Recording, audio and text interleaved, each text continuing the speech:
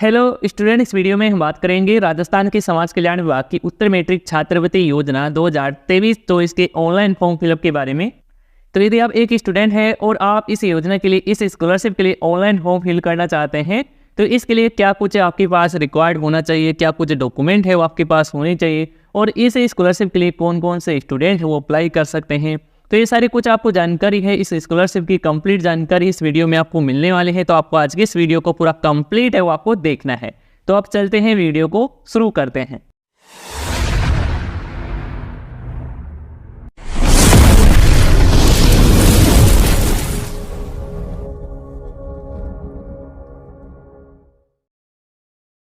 Student समाज कल्याण विभाग की उत्तर मैट्रिक छात्रवृत्ति योजना के लिए अपना ऑनलाइन फॉर्म अपने मोबाइल फोन के जरिए भरने के लिए सबसे पहले तो आपको अपने मोबाइल फोन या कंप्यूटर में गूगल को ओपन कर लेना है।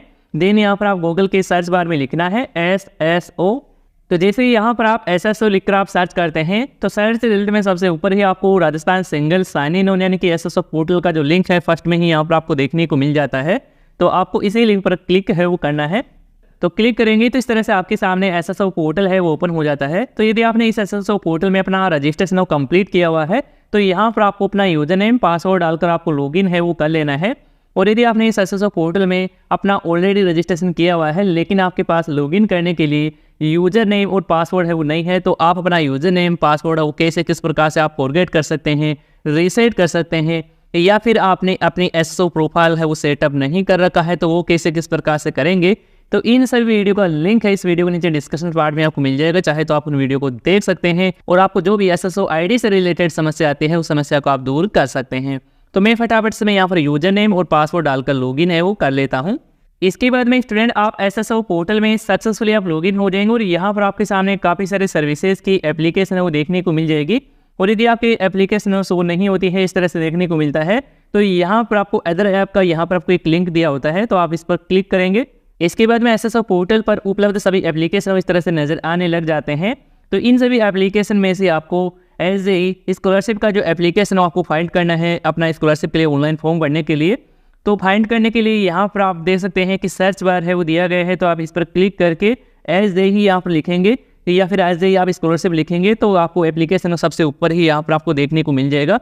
जैसे कि मैं यहाँ पर लिखता हूँ, तो जैसे ही यहाँ पर आप SJE यहाँ पर लिखते हैं इस तरह से, तो आपको स्कॉलरशिप का पोर्टल है वो यहाँ पर आपको इस तरह से देखने को मिलेगा। और लोगो भी यहाँ पर आप एक बार चेक कर लेंगे, क्योंकि SSO पोर्टल पर दो तरीके के स्कॉलरशिप के जो पोर्टल है, एक तो यहाँ पर समाज कल्याण विभाग का है और दूसरा है कॉलेज एजुकेशन का है। तो आपको इसी के माध्यम से अपना समाज कल्याण विभाग की उत्तर मैट्रिक छात्रवृत्ति स्कॉलरशिप के लिए फॉर्म भरना है, तो आपको इसी पर क्लिक है वो आपको कर देना है। तो क्लिक करते ही स्टूडेंट इस तरह से आपके सामने देखने को मिल जाता है। ये तभी आपके सामने शो होगा जब आपने स्कॉलरशिप पोर्टल पर अपनी प्रोफाइल वो क्रिएट नहीं की होगी, रजिस्ट्रेशन वो नहीं किया होगा और फर्स्ट टाइम आप स्कॉलरशिप के लिए फॉर्म भर रहे होंगे। और यदि आपने पहले भी स्कॉलरशिप के लिए फॉर्म भरा है, आपने स्कॉलरशिप पोर्टल पर अपना जो प्रोफाइल है वो क्रिएट कर रखा है, तो ये जो ऑप्शन है वो नहीं आएगा रजिस्ट्रेशन करने का, डायरेक्ट आप स्कॉलरशिप पोर्टल पर आप पहुँच जाएंगे। तो मैं यहाँ पर आपको स्टार्टिंग से प्रोसेस है वो बता रहा हूँ, क्योंकि काफ़ी सारे नए स्टूडेंट भी हैं। तो नए स्टूडेंट के लिए यहाँ पर आप स्टूडेंट का चयन कर लेंगे इसमें से। मैं यहाँ पर इस पर टिक कर लेता हूँ। इसके बाद ना आप ओके पर क्लिक करेंगे यहाँ पर। इसके बाद में आपके जन आधार कार्ड के अकॉर्डिंग आपके फैमिली मेम्बर के जो नाम है वो यहाँ पर शो हो जाएंगे। तो आप जिस भी फैमिली मेम्बर के लिए आप स्कॉलरशिप के लिए फॉर्म भरना चाहते हैं, स्कॉलरशिप प्रोफाइल क्रिएट करना चाहते हैं, उस मेम्बर का चयन है वो यहाँ से आप कर लेंगे। मेंबर का चयन करेंगे, इसके बाद में उस मेंबर का जो आधार कार्ड नंबर है 12 डिजिट का वो यहाँ पर आपको दर्ज करना है। इसके बाद ओके पर आप क्लिक करेंगे। इसके बाद में इस तरह से आपके सामने स्कॉलरशिप प्रोफाइल क्रिएट करने के लिए फॉर्म आ जाता है। यहाँ पर जो जानकारी है आपके जन आधार कार्ड से ऑटोमेटिकली फेच है वो कर ली जाती है, लेकिन जिस भी जानकारी कमी रह जाती है उस जानकारी को आपको मैनुअल तरीके से आपको फिल है वो आपको करना है। यहाँ पर देख सकते हैं कि नाम वगैरह की डिटेल्स तो यहाँ पर आ चुकी है, तो हम नीचे की तरफ आते हैं। यहाँ पर देख सकते हैं कि फोटो है वो पेज नहीं हुई है, तो यहाँ पर आपको अपनी फोटो है वो आपको चूज फाइल पर क्लिक करके अपलोड है वो आपको कर देना है और यहाँ पर आपकी फोटो है वो देखने को मिल जाएगी। इसके बाद में आपको धर्म का चयन करना है कि आप हिंदू, मुस्लिम, सिख, ईसाई जो भी धर्म है वो यहाँ से आप टिक कर लेंगे। जैसे कि मैं यहाँ पर हिंदू धर्म सेलेक्ट कर लेता हूँ। इसके बाद आप नीचे की तरफ आएंगे और यहाँ पर आपको मैरिटल स्टेटस का चयन करना है कि आपकी वैवाहिक स्थिति क्या है, कि आप मैरिड है या फिर अनमेरिड है, वो यहाँ पर आप सिलेक्ट है वो कर सकते हैं। बाकी जानकारी यहाँ पर आ जाएगी। इसके बाद में यहाँ पर आप देख सकते हैं कि जो भी आप आय लगा रहे हैं उस व्यक्ति का जो आधार कार्ड नंबर है 12 डिजिट का वो यहाँ पर आपको डालना है। यानी कि आपके परिवार में जो भी कमाने वाला व्यक्ति है उसके आधार कार्ड नंबर है वो आपको डालना है। जैसे कि पिता है तो यहाँ पर पिता का आधार कार्ड नंबर डालना होगा। इसके बाद में देख सकते हैं कि क्या विधवा के बच्चे हैं, तो यहाँ पर यस का चयन करेंगे, नहीं है तो आप नो का चयन करेंगे।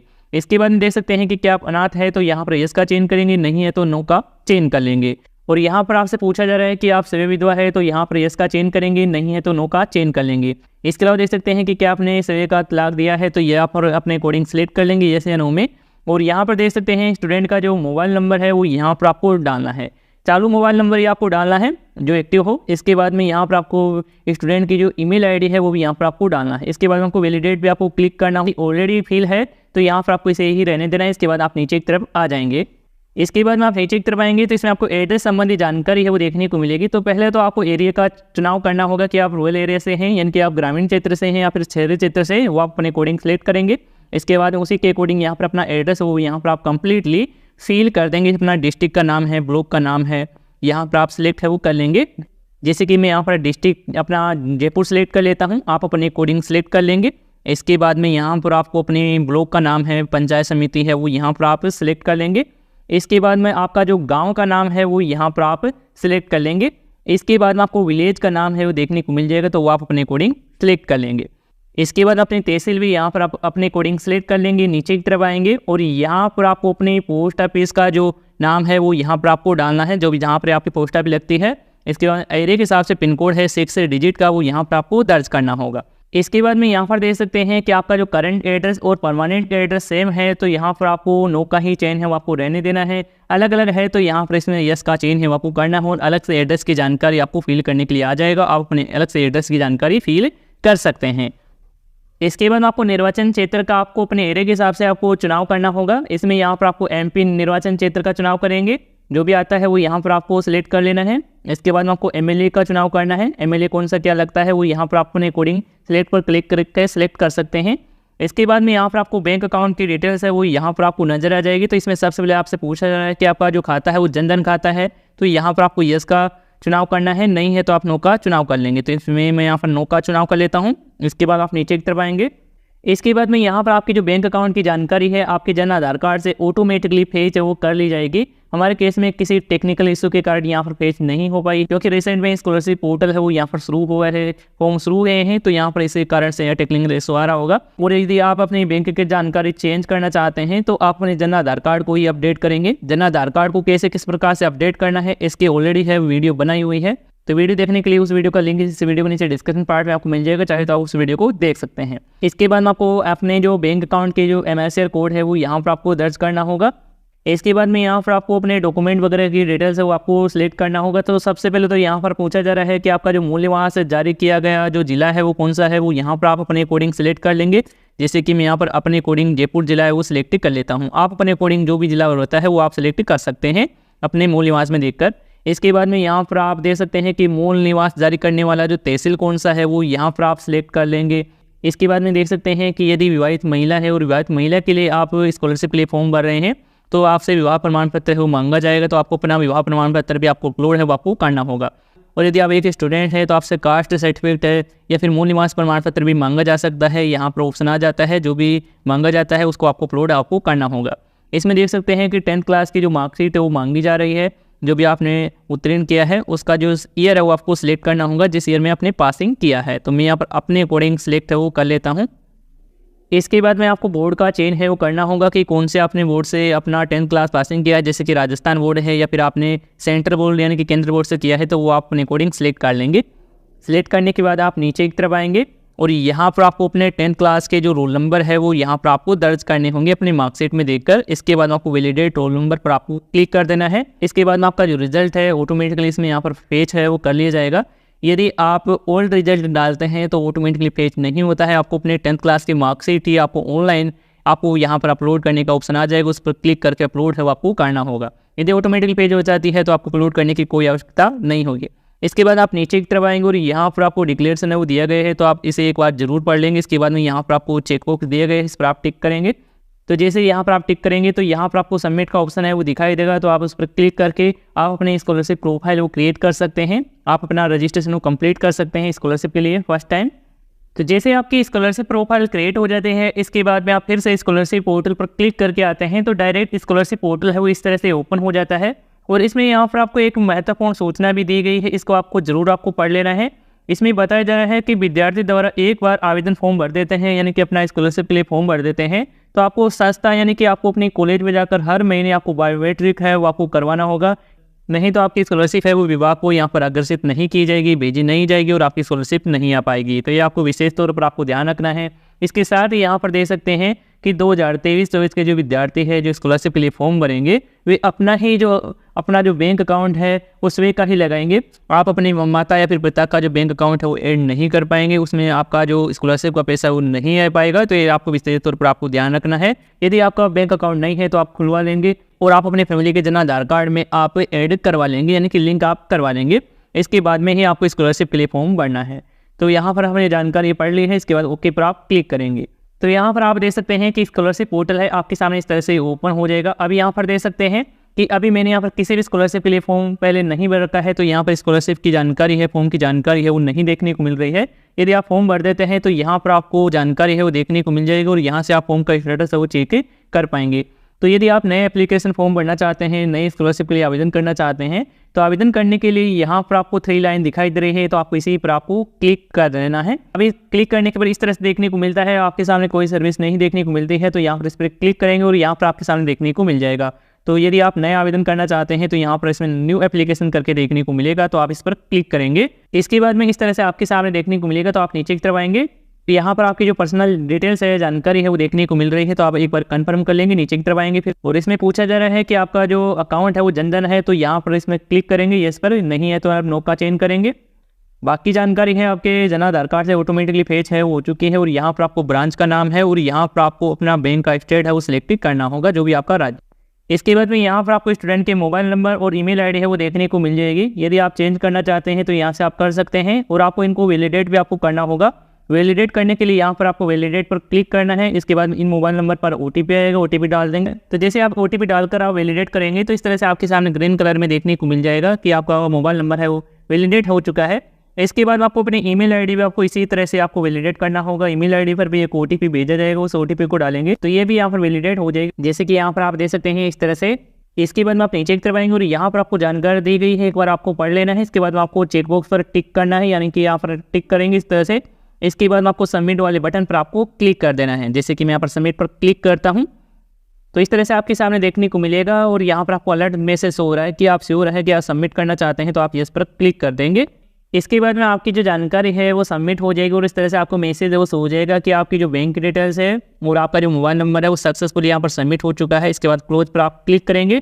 इसके बाद में फिर से आप स्कॉलरशिप पोर्टल पर आ जाएंगे, यहाँ पर आप ओके पर क्लिक करेंगे, इसे हटाएंगे। इसके बाद में आपको फिर से न्यू एप्लीकेशन पर क्लिक करना है, यहाँ पर आप इस 3 डॉट पर क्लिक करेंगे और यहाँ पर इसमें से न्यू एप्लीकेशन को चुनाव है वो यहाँ से आप कर लेंगे। आपकी बार यहाँ पर वेरिफिकेशन के लिए आ जाएगा, लेकिन यहाँ पर अभी देख सकते हैं कि यहाँ पर एडिटिंग वगैरह है इसमें अभी चल रही है और यहाँ पर पूरी तरह से क्लियर नहीं आ रहा है। और यहाँ पर फिंगर का ही अभी ऑप्शन है वो आ रहा है, लेकिन जल्द ही इसमें ओटीपी का भी ऑप्शन है वो यहाँ पर ऐड कर दिया जाएगा। तो आप ओटीपी वाला ऑप्शन सेलेक्ट करेंगे, जब ओटीपी वाला ऑप्शन आ जाएगा इसके बाद यहाँ पर टिक करेंगे। इसके बाद ओटीपी भेजे पर क्लिक करेंगे और ओटीपी वेरिफिकेशन आप कंप्लीट कर लेंगे। इसके बाद में आगे का प्रोसेस बताते हैं। तो जैसे आपका वेरिफिकेशन वो कंप्लीट होता है तो इस तरह से आपके सामने स्कीम लिस्ट है वो देखने को मिल जाते हैं। तो यहाँ पर आप देख सकते हैं कि पहले जो स्कीम है यहाँ पर देख सकते हैं स्कॉलरशिप है, अनुसूचित जाति उत्तर मैट्रिक छात्रवृत्ति योजना है, और दूसरी यहाँ पर देख सकते हैं कि मुख्यमंत्री सर्वजन उच्च शिक्षा छात्रवृत्ति योजना है। तो हम उत्तर मैट्रिक छात्रवृत्ति योजना के लिए फॉर्म फिल करने वाले हैं, तो मैं यहाँ पर इस स्कीम को यहाँ पर सिलेक्ट है वो कर लेता हूँ, यहाँ से टिक करेंगे। तो जैसे आप स्कीम सेलेक्ट करके आप नीचे की तरफ आते हैं तो यहाँ पर आपको स्कीम डिटेल्स है, योजना का जो विवरण है वो देखने को मिल जाता है। तो इसमें बताया जा रहा है कि जो आपकी जो फीस लगती है, जितनी फीस लगती है, आपकी जो संपूर्ण फीस है वो आपको लौटा दी जाती है स्कॉलरशिप के माध्यम से, वो यहाँ पर आपको बताया गया है 100% आपको वापस लौटा दी जाती है। और यहाँ पर देख सकते हैं कि जो एससी के जो कैंडिडेट है, एससी के जो स्टूडेंट है वही इस स्कॉलरशिप के लिए फॉर्म भर सकते हैं और इसमें मेल फीमेल दोनों यहाँ पर आवेदन कर सकते हैं। और इसमें नीचे की तरफ यहाँ पर आपको इकोनॉमिक कैटेगरी भी दी गई है, तो यहाँ पर आप एक बार इसे ज़रूर देख लेंगे। और यहाँ पर सभी धर्म के जो स्टूडेंट है वो इस स्कॉलरशिप का जो फॉर्म है वो भर सकते हैं। और यहाँ पर देख सकते हैं कि इस स्कॉलरशिप के लिए आपके परिवार की जो सालाना आय रहती है, वार्षिक आय रहती है, वो 2.5 लाख रुपये से ज़्यादा है वो नहीं होनी चाहिए। यदि आपकी परिवार की 2.5 लाख रुपये से ज़्यादा इनकम है तो आप इस स्कॉलरशिप के लिए फॉर्म नहीं भर पाएंगे। तो इसमें यहाँ पर साफ क्लियर कर दिया गया है। बाकी जानकारी आप चेक कर सकते हैं, नीचे की तरफ आएंगे और यहाँ पर आपको नेक्स्ट का बटन दिखाई देगा, यहाँ पर इस पर क्लिक कर देंगे। इसके बाद में यहाँ पर आपको बैंक अकाउंट कन्फर्मेशन के लिए यहाँ पर पॉपअप मैसेज है वो देखने को मिलेगा। यहाँ पर आपका अकाउंट नंबर होगा, तो आपको अपना अकाउंट नंबर को एक बार कन्फर्म कर लेना है आप अपने डायरी में देखकर। और यहाँ पर आपको महत्वपूर्ण सूचना है वो दी गई है, तो हम एक एक करके यहाँ पर एक बार पढ़ लेते हैं।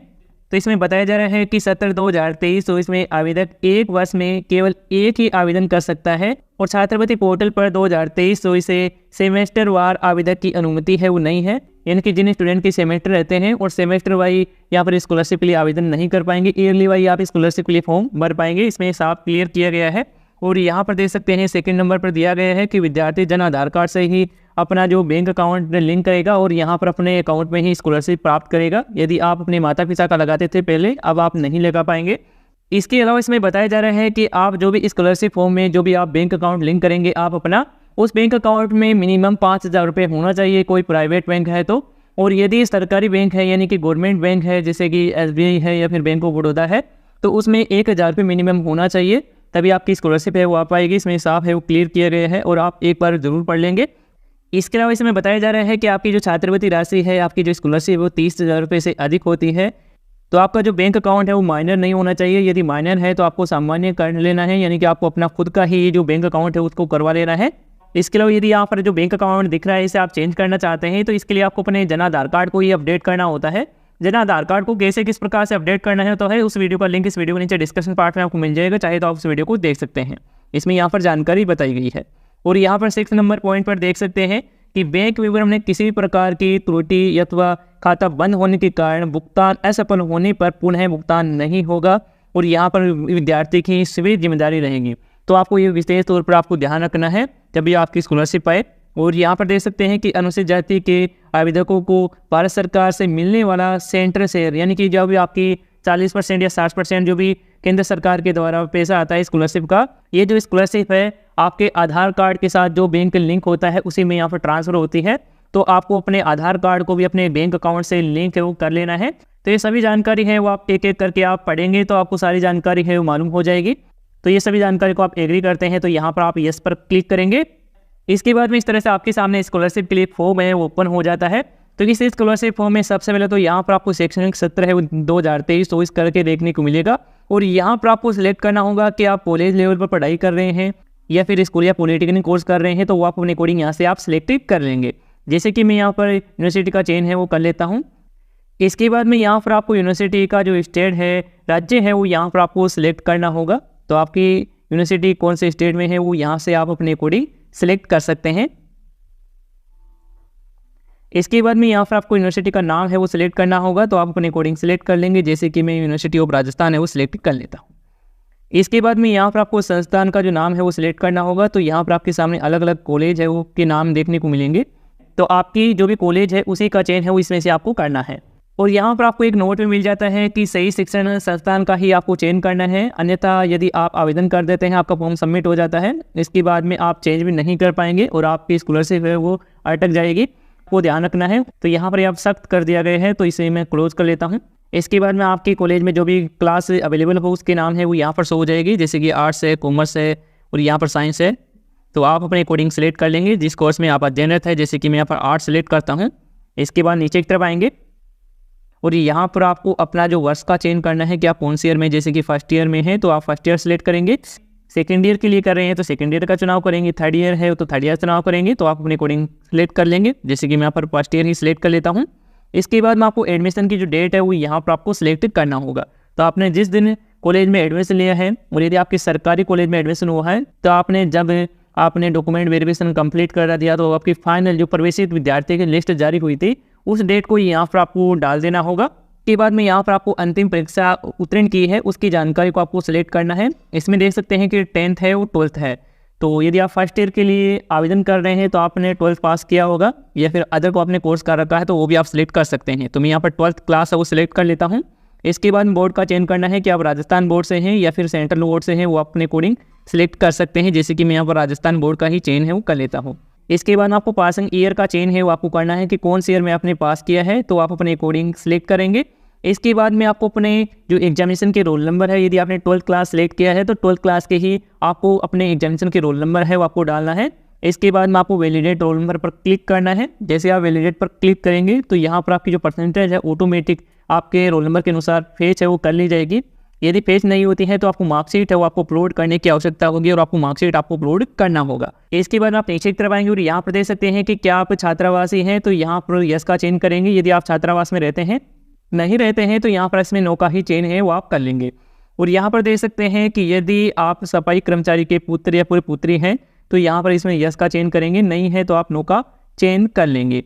इसके बाद में यहाँ पर आपको फीस की डिटेल्स के लिए आ जाता है, तो यहाँ पर देख सकते हैं कि आपको अपनी फ़ीस की जो डिटेल्स है यहाँ पर आपको डालना होगा। तो जो भी आपका अमाउंट बन रहा है, जो भी आपकी फ़ीस में टोटल अमाउंट बन रहा है वो यहाँ पर आपको डालना होगा। और जितनी भी आपकी फ़ीस की रिसिप्ट है, जैसे कि एडमिशन की है और आपने और भी यहाँ पर फीस की रिसिप्ट है वो कटवाई है, तो उन सभी फीस की रिसिप्ट को इकट्ठा करके एक PDF फाइल वो बना लेना है। इसके बाद में यहाँ पर आपको चूज फाइल पर क्लिक करके आपको अपलोड है वो आपको करना है। PDF फाइल आपको कैसे किस प्रकार से बनाना है उस वीडियो का भी लिंक इस वीडियो के नीचे डिस्क्रिप्शन पार्ट में आपको मिल जाएगा, चाहे तो आप उस वीडियो को भी देख सकते हैं। तो यहाँ पर जो भी आप फाइल बनाएंगे उस फाइल की साइज है वो 1 MB से वो कम होनी चाहिए और फॉर्मेट देख सकते हैं कि JPG है, JPEG है और PDF फाइल में भी अपलोड है वो कर सकते हैं। और यहाँ पर बताया जा रहा है कि मैंने प्रबंधन NIRS स्पोर्ट कोटा में संस्थान में प्रवेश है वो नहीं लिया है, तो इसी बात के लिए आप एग्री है तो यहाँ पर आप इसमें टिक मार्क है वो करेंगे। और यदि आप यहाँ पर टिक मार्क नहीं करेंगे तो आप फॉर्म भी है वो नहीं भर पाएंगे। इसके बाद आप नीचे की तरफ आएंगे और ये जानकारी आपको पढ़ लेना है। इसके बाद आप चेक करेंगे, टिक करेंगे, इसके बाद आप सबमिट पर क्लिक कर देंगे। तो सबमिट पर क्लिक करेंगे तो फॉर्म मैसेज होगा कि आप श्योर है कि आप फॉर्म को सबमिट करना चाहते हैं, तो आप यस पर क्लिक कर देंगे तो आपका फॉर्म सबमिट हो जाएगा। फॉर्म को सबमिट करने से पहले आपको एक बार फॉर्म को जांच लेना है जो भी आपने जानकारी फिल की है, क्योंकि अभी ज़्यादा यहाँ पर जानकारी को आप अपडेट है वो बाद में नहीं कर पाएंगे। तो पहले ही आपको अपनी जानकारी को अपडेट कर लेना है, जो जानकारी सही है उसी को आपको फिल करना है और इसके बाद में ही आपको सबमिट वाले बटन पर आपको क्लिक करना है। इसके बाद आप स्कॉलरशिप के लिए फॉर्म भर देते हैं। इसके बाद हम बैक आ जाएंगे, यानी कि स्कॉलरशिप पोर्टल पर ही आ जाएंगे और आपको स्कॉलरशिप पोर्टल पर ही आपको जितने भी आपने स्कॉलरशिप के लिए फॉर्म भरे होंगे उसकी जानकारी है वो यहाँ पर आपको नजर आ जाएगी। और आपने लास्ट में जो भी फॉर्म भरा होगा वो यहाँ पर आपको सबसे ऊपर ही देखने को मिल जाएगा और फॉर्म का स्टेटस भी यहाँ पर आप है वो चेक है वो कर पाएंगे। तो जैसे आप फॉर्म सबमिट करेंगे तो कॉलेज लेवल पर हो जाएगा, यानी कि आप जहाँ पर अध्ययनरत है कॉलेज में वेरीफाई है वो किया जाएगा आपका फॉर्म। यदि पूरी जानकारी सही पाई जाती है तो आगे फॉरवर्ड कर दिया जाएगा और सही जानकारी नहीं पाई जाती है तो आपको ही फॉरवर्ड कर दिया जाएगा, यानी कि ऑब्जेक्शन है वो आपको मिल जाएगा और आपको फॉर्म सेंड बैक मिल जाएगा। उसको आपको कमी को सुधारना है, इसके बाद फॉर्म को सेंड बैक करना है। इसके वाला जो ऑब्जेक्शन है वो कैसे किस प्रकार से क्लियर करना होता है उस वीडियो का भी लिंक इस वीडियो के नीचे डिस्क्रिप्शन पार्ट में आपको मिल जाएगा, चाहे तो आप उस वीडियो को देख सकते हैं। इसके अलावा यदि आप नए स्टूडेंट हैं, आपने अपनी स्कॉलरशिप प्रोफाइल वो क्रिएट नहीं की है तो वो कैसे किस प्रकार से करेंगे उस वीडियो का लिंक इस वीडियो के नीचे डिस्क्रिप्शन पार्ट में आपको मिल जाएगा, चाहे तो आप उस वीडियो को देख सकते हैं।